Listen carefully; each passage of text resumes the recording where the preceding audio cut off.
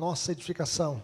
Estamos fazendo a exposição deste livro de Mateus, o Evangelho do Grande Rei, e já estamos mais de 80 mensagens só nesse livro. E eu convido os irmãos a abrir as suas Bíblias comigo, convido você que está em casa também, acompanhando a transmissão, que você possa acompanhar a leitura que vai aparecer aí na sua tela. Vamos ler esse texto juntos. Eu convido os irmãos a se colocarem em pé mais uma vez, e vamos ler esse texto para a nossa edificação. Mateus 21, e a figueira sem fruto. Diz assim: cedo de manhã, ao voltar para a cidade, teve fome. Juntos? E vendo uma figueira à beira do caminho, aproximou-se dela, e não tendo achado senão folhas, disse-lhe: nunca mais nasça fruto de ti. E a figueira secou imediatamente. Vendo isso, os discípulos admiraram-se e exclamaram: como secou depressa a figueira? Jesus, porém, lhes respondeu: em verdade vos digo que, se tiverdes fé e não duvidardes, não somente fareis o que foi feito à figueira, mas até mesmo, se a este monte disserdes: ergue-te e lança-te no mar, tal sucederá. E tudo quanto pedirdes em oração, crendo, recebereis. Que Deus nos abençoe. Vamos falar com Deus. Pai querido, fale conosco por meio da Tua palavra, Senhor. Que a Tua palavra possa encontrar guarida em nosso coração. Que Teu Santo Espírito, que inspirou esta passagem bíblica, possa iluminar as nossas mentes para que possamos entendê-la e que possamos aplicá-la no nosso coração. Que nenhum de nós saia daqui do jeito que entrou. Que todos nós saímos daqui transformados, edificados, despertados, ó Deus, pela Tua palavra. E que a Tua palavra possa produzir em nós, ó Deus, um encorajamento da fé, ó Deus, um avivamento espiritual, um despertamento de consciência, para que possamos produzir frutos para o louvor da Tua glória, no nome de Jesus, para a glória de Jesus. Amém. Podemos assentar-nos. Meu pai era amigo da agricultura. Ele tinha um sítio. No sítio ele construiu uma casa. Ao redor da casa ele fez um pomar. E nesse pomar ele plantou vários tipos de árvores frutíferas. Ele plantou, amora, ele plantou abacate, acerola, abacaxi, ameixa comum, banana, cajá, coco, figo, goiaba, jabuticaba, laranja, lima, limão, manga, mexerica e romã. Alguns frutos que eu me lembrei nesta tarde. No entanto, ninguém planta uma árvore frutífera apenas para dar folhas, mas frutos. De igual forma, meus irmãos, Jesus não plantou Israel apenas para dar folhas, mas frutos. O texto diz que Jesus, depois de passar a noite em Betânia é uma cidade perto de Jerusalém, apenas 3 quilômetros, provavelmente ele passou a noite na casa de Lázaro e suas irmãs, Marta e Maria, e Jesus voltou com seus discípulos a Jerusalém, e eles foram ao templo, provavelmente, eles saíram muito cedo, nem tomaram o café da manhã, e a Bíblia diz que no caminho eles sentiram fome. No entanto, logo viram uma promissora figueira. E o que a figueira produz? Figos. Embora não fosse tempo de figos, havia uma figueira à beira do caminho que parecia estar carregada de figos, porque a figueira primeiro ela dá os frutos, depois folhas. Mas era apenas aparência. Só havia uma abundância de folhas, frutos, que era bom mesmo, nada. Símbolo apropriado, meus irmãos, para descrever a hipocrisia de uma nação ou de uma pessoa.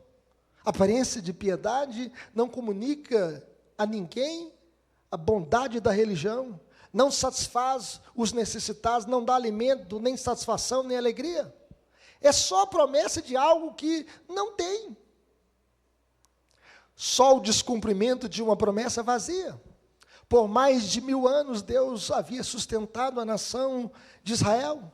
tinha-lhe dado a terra, a organização nacional, as leis que a destacavam no mundo político de então e de sempre, tinha-lhe dado a religião, a mais coerente, a mais sábia, a mais verdadeira, a mais completa, a melhor de todas as religiões do mundo, tinha-lhe dado a melhor cultura, a melhor literatura, a melhor poesia, a maravilha arquitetônica do templo, tinha-lhe dado inteligência, dera-lhe o melhor estilo de vida de toda a humanidade, dera-lhe uma visão universal, uma missão para beneficiar todas as nações da terra. Era o chamado que Deus fez a Abraão. Em ti serão benditas todas as famílias da terra.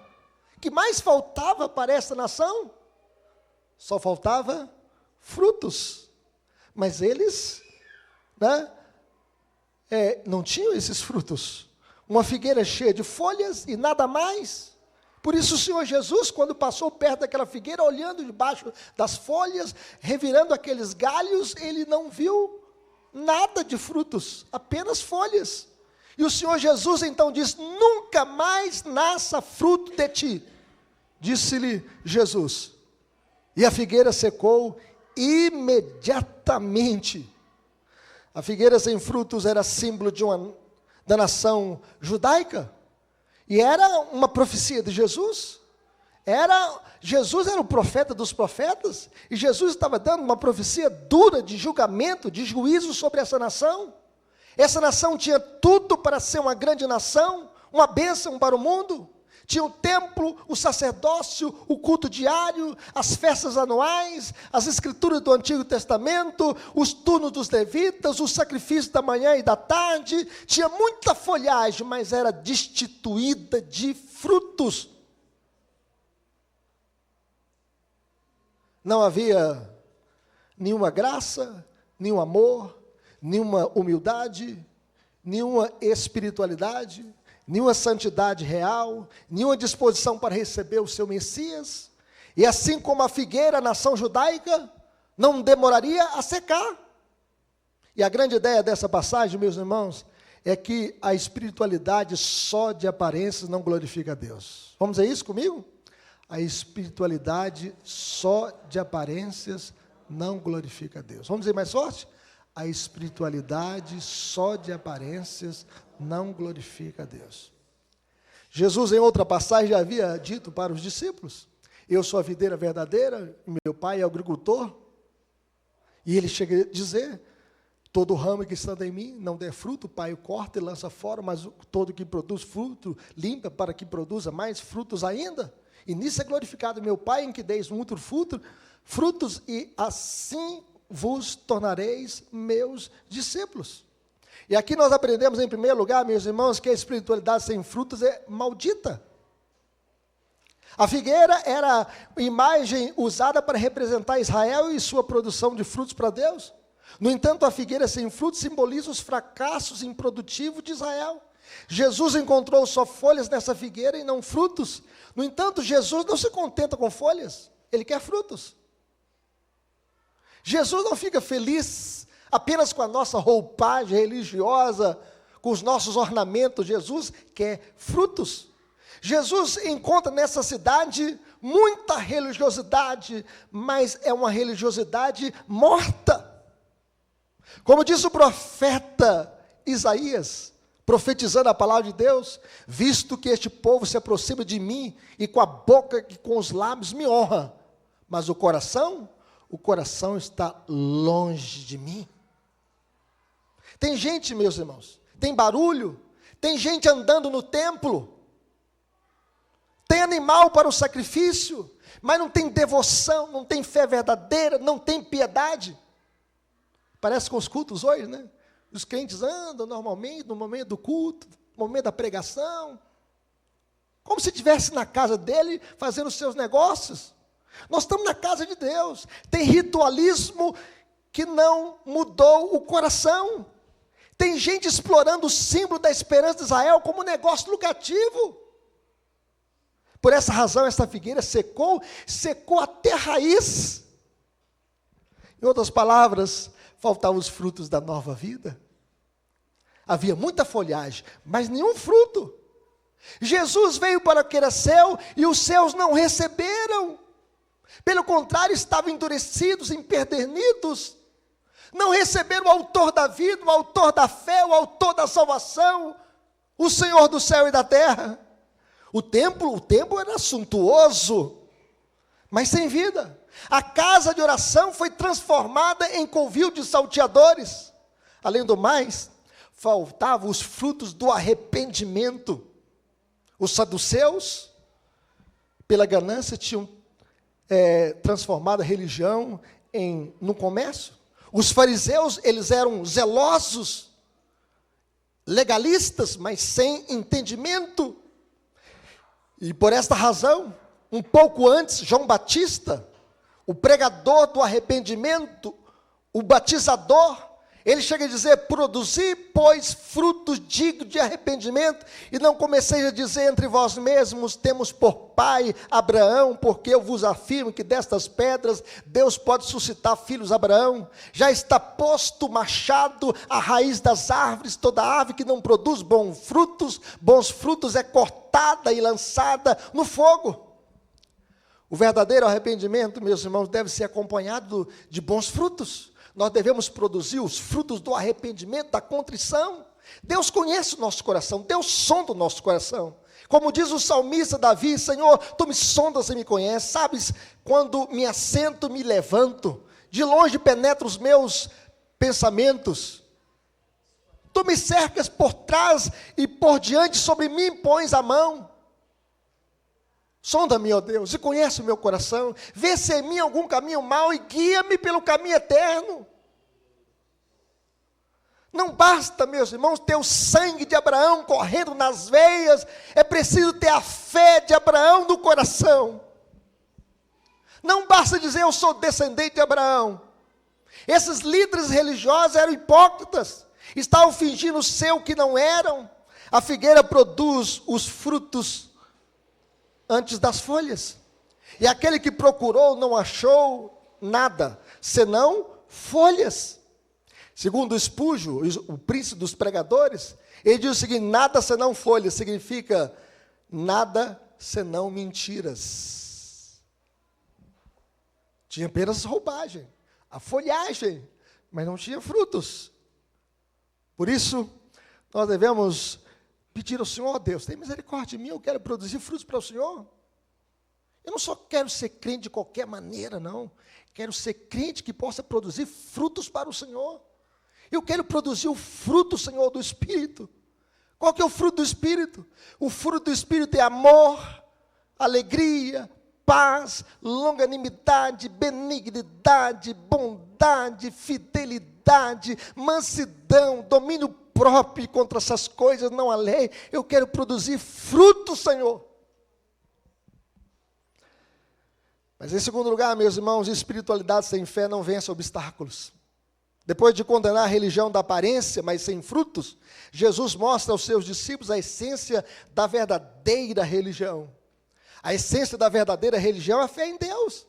O texto diz que, vendo isso, os discípulos admiraram-se e exclamaram: como secou depressa essa figueira. Jesus, porém, lhe respondeu: em verdade vos digo que, se tiverdes fé e não duvidardes, não somente fareis o que foi feito à figueira, mas até mesmo se a este monte disserdes: ergue-te e lança-te no mar, tal sucederá. Sem fé, meus irmãos, é impossível agradarmos a Deus. Tenham fé em Deus. Sem fé é impossível produzirmos frutos para Ele.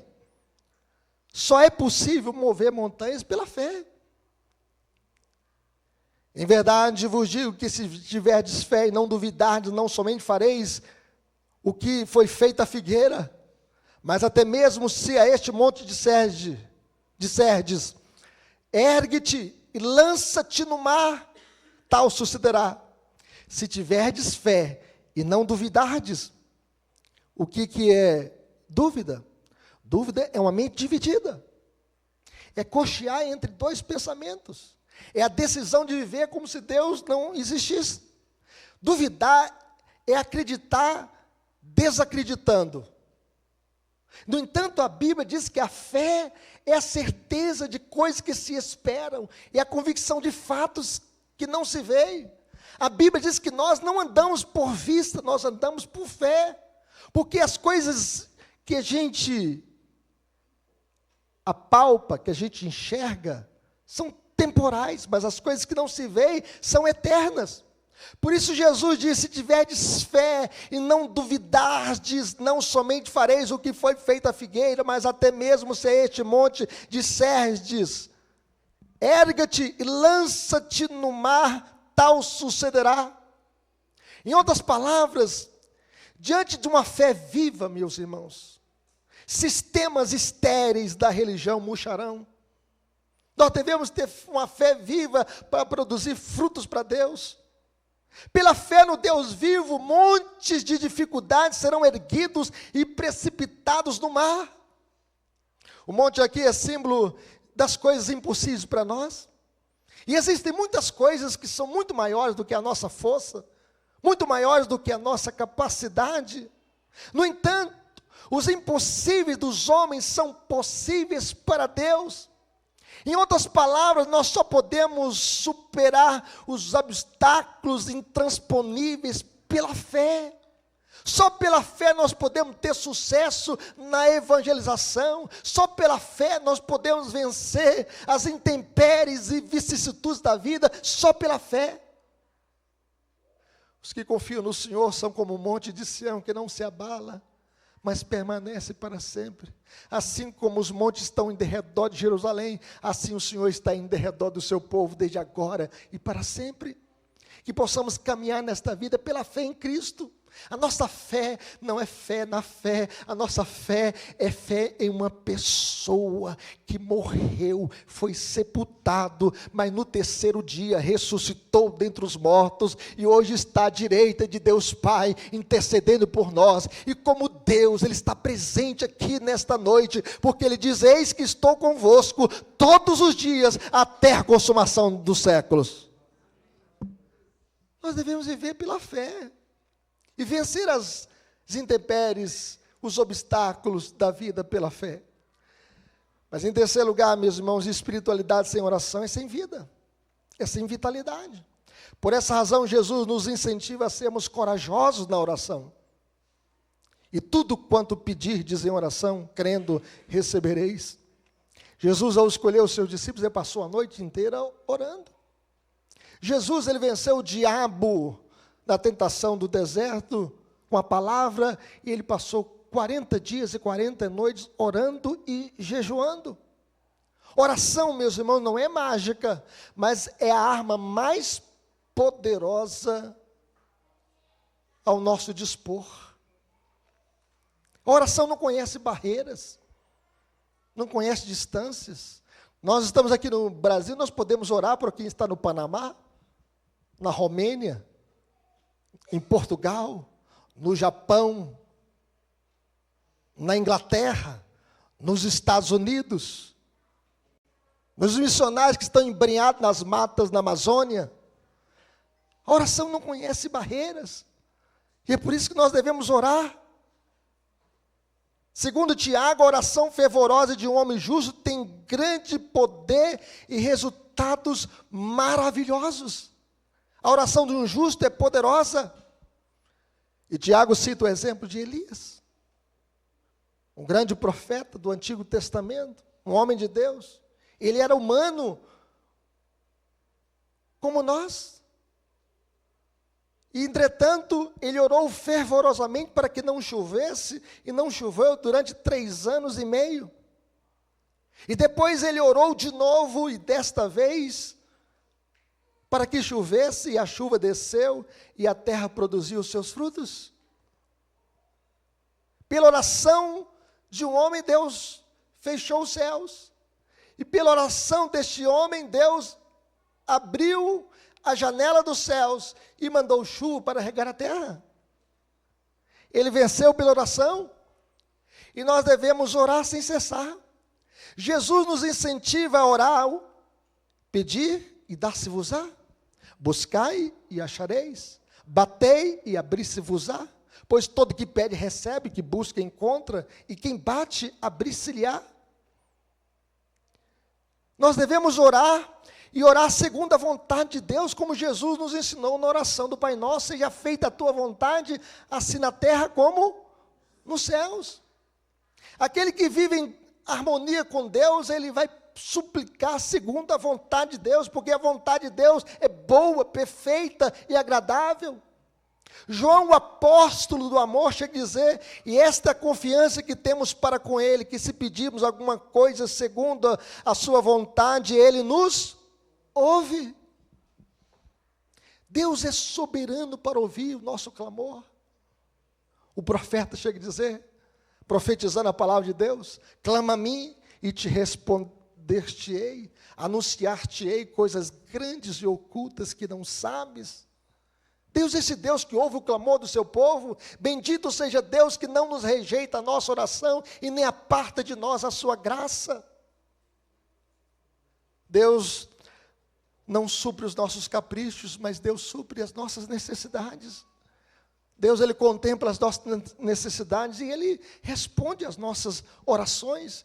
E nós devemos ser um povo de oração, porque quando o povo de Deus ora, os céus se movem, o inferno treme e algo novo acontece na terra.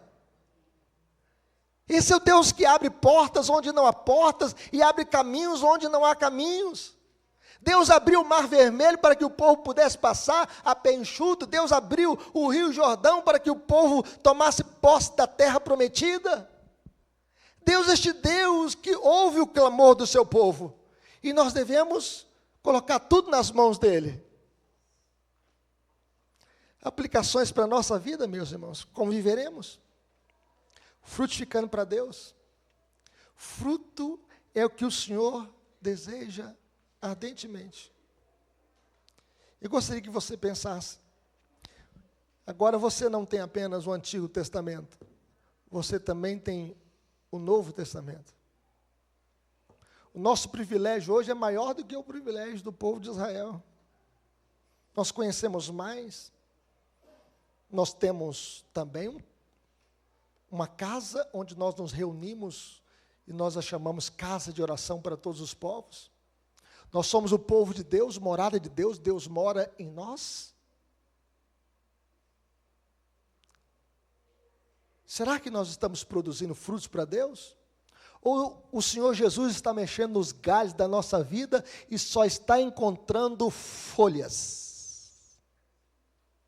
As folhas da religiosidade, mas sem vida, sem frutos. Quando o Senhor Jesus chegou até a figueira, Ele não estava desejando folhas, mas frutos. Ele estava com fome. Ele desejava comer alguns frutos. De igual forma, Ele anseia receber alguns frutos de nós. Ele sente fome de termos santidade. Ele anseia que o seu gozo esteja em nós. Ele quer ver em nós o amor a Ele mesmo, o amor ao nosso próximo, a fé na palavra, a luta pela fé evangélica e o viver santo em todas as áreas da vida. Na família, na igreja, na educação, na política, na ciência, em todas as áreas da vida. Frutificar é a prova da vida e do favor de Deus. Nós devemos frutificar para Deus. É isso que Deus espera de nós. O Senhor não se impressiona com a nossa roupagem, com as nossas folhas da religiosidade. Ele quer frutos, frutos do arrependimento, frutos da nova vida, o fruto do Espírito. Como viveremos? Frutificando para Deus. Mas como viveremos, meus irmãos? Vivendo a verdadeira fé. A verdadeira fé é aquela que confia somente em Jesus para a salvação. Jesus veio para que é seu e os seus não receberam. Eles rejeitaram Jesus. Jesus veio para o templo, que era símbolo da sua presença, e eles rejeitaram a presença de Jesus, o Deus encarnado, que estava no templo. Todos os utensílios do templo apontavam para Cristo, o candelabro apontava para Jesus, a luz do mundo. Os pães da proposição apontavam para Jesus, o pão da vida. O altar do sacrifício apontava para Jesus, o Cordeiro de Deus que tira o pecado do mundo. E o véu do Santo dos Santos apontava para Jesus, que era o sumo sacerdote, que ia entrar no Santo dos Santos com o seu próprio sangue para fazer o sacrifício. E o véu seria rasgado de alto a baixo, para que pudéssemos entrar na presença de Deus. Eles rejeitaram Jesus. A fé verdadeira é obediente. A fé verdadeira é aquela que está disposta a sofrer por Cristo. A fé verdadeira confia na providência de Deus. A fé verdadeira não duvida das promessas de Deus. A fé verdadeira é perseverante. É perseverante. Mas em terceiro lugar, meus irmãos, como viveremos? Dedicando-se a uma vida de oração. Uma vida de intimidade com Deus. O povo de Deus tem que ter prazer de estar na presença de Deus em oração. Primeiro ato, quando você levantar, ore. O último ato, quando você for deitar, ore. E passe o dia inteiro orando, porque a Bíblia diz orar sem cessar. Deus faz grandes coisas através da oração. Tudo quanto pedis em oração, crendo, recebereis. Deus responde todas as nossas orações, com sim, não e espere.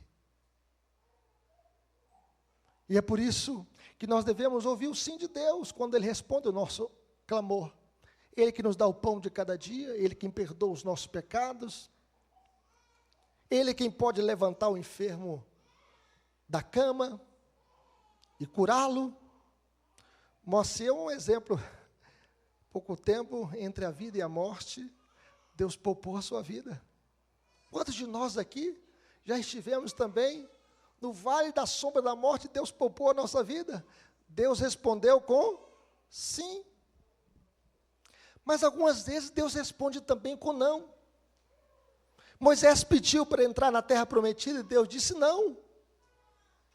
Paulo pediu para que Deus tirasse dele o espinho na carne, e Deus disse não, porque a minha graça te basta, porque o poder se aperfeiçoa na fraqueza.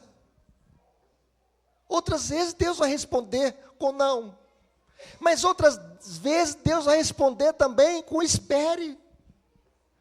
Abraão, o pai da fé, esperou 25 anos a concretização da promessa. Quando Deus o chamou, ele estava com 75 anos, e Deus disse, sai da tua terra, da tua parentela, vai para a terra que te mostrarei, de ti farei uma grande nação, te abençoarei, te engrandecerei o nome, em ti serão benditas todas as famílias da terra. E Deus prometeu fazer dele uma grande nação, mas a sua esposa era estéril, e ele orou por ela 25 anos. Chegou um momento da vida, Sara pensou, não, vai ser com H, então deita com H. Mas Deus não precisa da nossa ajudinha. E aí Deus apareceu para Abraão novamente e diz para ele o seguinte, anda na minha presença e ser perfeito. E Deus renova para ele a promessa, vai ser com Sara e não com H. Vocês pecaram, vai ser com Sara. E depois de 25 anos esperando, ele com 100 anos e a mulher dele com 90 anos de idade. Vocês já viram a mulher de 90 anos dar luz? Sara deu à luz Isaque, o filho da promessa. 25 anos orando. Tem algumas respostas de oração, meus irmãos, que Deus vai responder depois da morte. Eu tenho uma tia que orou por o marido dela 50 anos, e ela morreu sem ver ele convertido.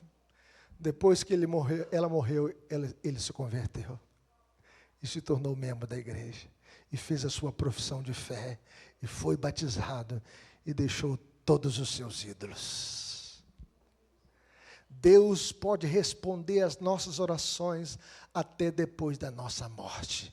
Nós somos transitórios, mas o nosso Deus é eterno. Ele ouve o clamor do seu povo. Deus responde com sim, não espere. Dedique-se a uma vida de oração, fale com Deus. Ele que sustenta a nossa vida. E o dia que tudo aqui se acabar, Deus tem uma morada eterna para nós. Um novo céu e uma nova terra. E quando Jesus vier para buscar a sua igreja, os mortos em Cristo ressuscitarão primeiro, e nós, os vivos, seremos transformados no abrir e fechar de olhos. E nesse dia, Deus vai enxugar dos nossos olhos toda lágrima. A morte já não existirá, já não haverá luto, nem pranto e nem dor, porque as primeiras coisas passaram. Vale a pena servir ao Senhor Jesus. Frutifique para Deus. Tenha uma fé verdadeira confiando em Cristo. E dedique-se a uma vida de oração, buscando a face do Senhor, porque Ele pode fazer muito mais do que pedimos ou pensamos, conforme o seu poder que opera em nós. Que Deus nos abençoe. Eu convido os irmãos a se colocarem em pé.